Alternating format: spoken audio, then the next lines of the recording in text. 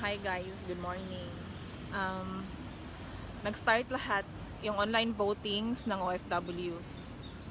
Nakakapanghina at nakakagalit kasi hindi akma yung result ng balota namin sa binoto namin, which is may mga resibo lahat.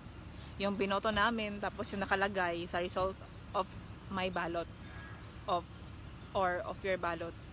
Now, out of 12 na binoto ko, yung pumasok lang is 3 or 4. Tapos yung the rest, hindi ko binoto. Kasi I vote PDP laban vote straight. Tapos plus 2 na dalawa na yung sinabi ni Kong Pulong Duterte. Now, COMELEC, paki-aksyonan to. Kasi hindi talaga okay. Ang daming galit na OFW ngayon dahil sa resulta or sa niluluto nyo or wow magic sarap. Ano to? Hello Garci? Grabe. As in,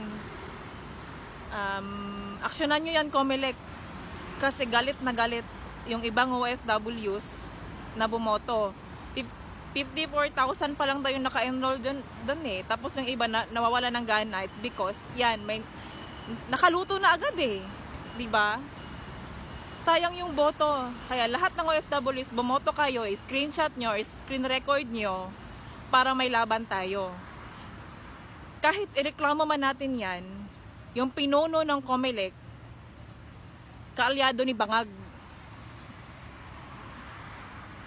May karapatan tayong magreklamo kasi botante tayo Tanginang berno to. Ay, pakiaksyonan lahat COMELEC. Huwag paabutin sa